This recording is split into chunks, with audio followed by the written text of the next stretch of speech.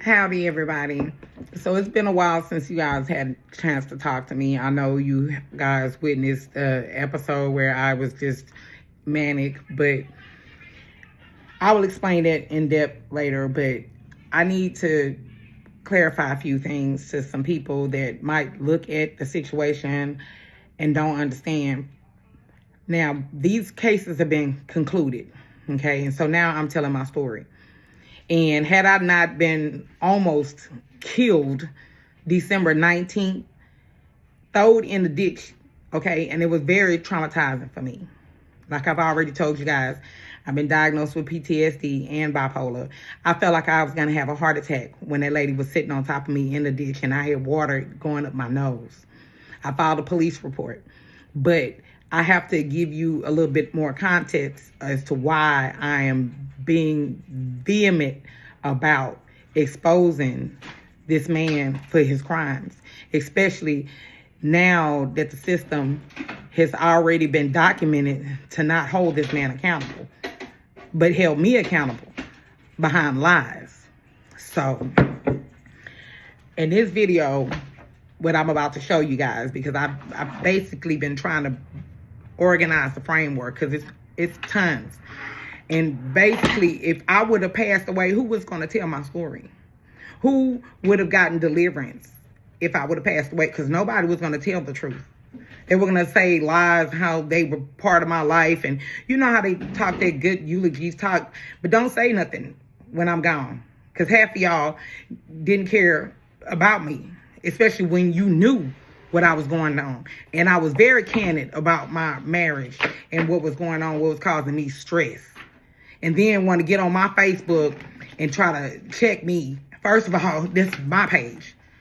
You can always delete yourself. And then want to start calling me and checking up on me, and telling me how my decorum needs to be on Facebook. You can't dictate how I decide to defend my life. You cannot, especially now that I've been to that point in my life and I've been given an opportunity to speak. I'm going to let my voice be heard until the breath in my body is gone. I tried to be quiet.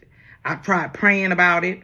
And now at this point, before I give up the ghost, I'm going to tell my side of the story and show the incompetence, okay, of the very system that put me away, but not holding these people accountable for what they've done. Now, this lady, Tammy Demetria Anderson, has been stalking and harassing me and my husband, Larry Clark, for the past year, literally. And it has been bad. And the type of person I am, I've always been the one to defend other people. So why wouldn't I defend my own self? So my past relationship has caused me to where I had to basically record and take notes.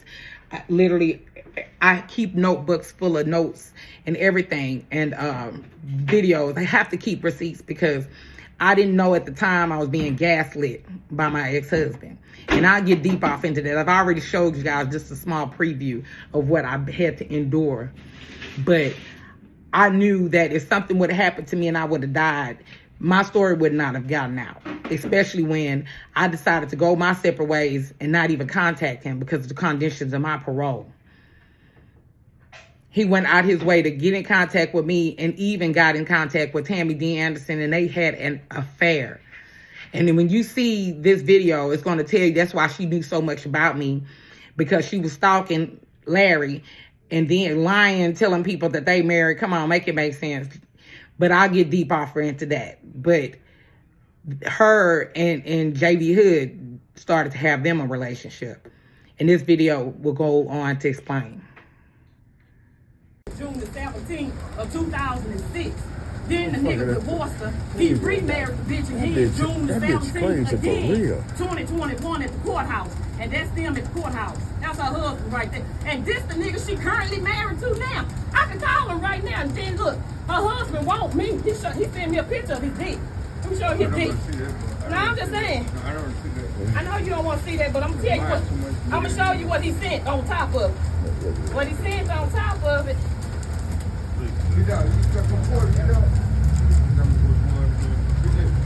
Look, That's his dick right there, he said. Come on, and then look what he said. What he say? What he say right here in the text? Let's get some revenge sex. Since your husband is with my wife, won't me and you be together? See right here. Say, are you coming? Hell no, nigga, I don't want you. I don't want you. Her husband want me. That motherfucker came to my house. I opened the door for her husband. Hold up. I asked the nigga, I said, what the fuck you doing in my door? Oh, well, I got your address offline. I said, motherfucker, get away from my house. I told your husband, bitch, stay away from our home. You tell your husband good, don't come to my motherfucking house, bitch. I don't want your husband. I don't want your motherfucking husband. If I want him, I know where he at. I can be with him, bitch. I don't want him. I don't want him. And he even know where your stupid ass live, her husband. He know what you drive. He know where you live. Okay, so now y'all saw where she basically was telling y'all this man that sent his whole dick pic to her went to her house. But that was, I guess, the beginning parts about it, because it's other videos. Yes, the Holy Spirit has always exposed things to me, and how would I be able to say it? The type of personality set I had, people always sought justice when it came to me. Those that are listening to this and looking at this know that's basically how my personality goes off on people. So when people see that something ain't right, they are going to, in a sense, be defending me. And so I got recordings where this woman and they talking, but that's gonna come later on when I start to compile it and get it a lot more organized. But like I said, that was the same day that she attacked my husband, and Kim Obb's office gave her 3 days. And that was December the 2nd. All this is public record. 17 days after that is when Tammy Demetria Anderson had this lady named Lynette or Annette. She goes to Greater Faith Baptist Church on West Montgomery. And she wears like this short, like blonde cut. Yeah. She attacked me. Chased after the truck. So what I'm trying to do is it was a school bus, you know, they have those drive cams. That's what I'm waiting on getting now. But she ran up on me, and I basically told this woman, you need to mind your business, and ran me down, okay, and attacked me and shoved me in a ditch and was sitting on top of me, and I almost felt like I was about to die. I filed a police report, and every day I call. And the only reason why I wasn't able to call today was because I was really busy, and my section chief retired today, Mr. Tracy Wilkins. Yes, when I got out of prison, he gave me a second chance, so it was very emotional for me. But today was a day that I shared with my city family. The reason why I am being vocal about this is because there is no protection for public servants, clearly. Okay, 3 days, and the Texas Penal Code states it. That is a violation, and you should serve time for that. But they don't hold them people accountable. I went to prison for violating a protective order, but I'll have to explain that more how that went down. But it was brutal. That man, I don't know, in hindsight, if I'd have known, it was just basic revenge. The man bullied me completely about my home, displaced my children. I lost everything. And then on top of that, I done moved on with my life. You hear me? Ain't heard my voice, hadn't got nothing from me but crickets. Then you go send this woman to attack me, literally. It started with Tammy D. Anderson. Then she got her fan club, because you know how most of you messy people just love to see like real life Young and the Restless. So when somebody tell you see them in real life, you want to be part of it. Yeah, that's how she got that old lady. Got that old lady talking about I do voodoo. I got all that on tape. Yes. And then it was crazy because she was like, that's my auntie. And on the tape, I'm like, I'm trying to understand, like, I don't even know you, lady. You make it seem like I knocked on your front door to take your man. This was never the case.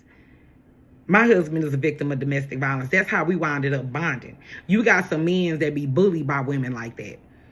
But I just want to stay right on this little particular episode and not go too far. So after the attack, I done called, I done left messages with news, I done went to the city council, and still to this day, nobody called. And I have a feeling, during that time, it was some officers had passed away, and then we had that freeze, and then you got the holidays. So that's a whole other part of where I can show you incompetences of the system and explain a lot more of that mania attack. Because after I had gotten attacked, it just reset me to where I'm like, no, I'm done. It's to the point now you trying to draw blood. I'm done. I placated you to this point, and now you trying to take my life, and it's not even that serious, man. Even if I was to leave the guy, he still wouldn't come back to you. Tight. You doing too much. So I knew at that point, I can't trust the system to defend me. And then when it all full circle come back around to my ex-husband, it's like, are you serious, bro? I have left you alone. You've taken everything I've owned. I came out of prison with prison shoes, TDCJ with prison shoes. That's all I had. Never got nothing back. My shoes, clothes, furniture, none of that. And then you got a master's degree from Texas Southern University and had the audacity to send this woman.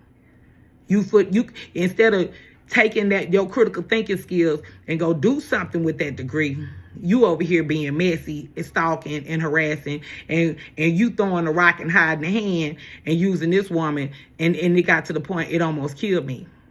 No, sir, you're going to pay.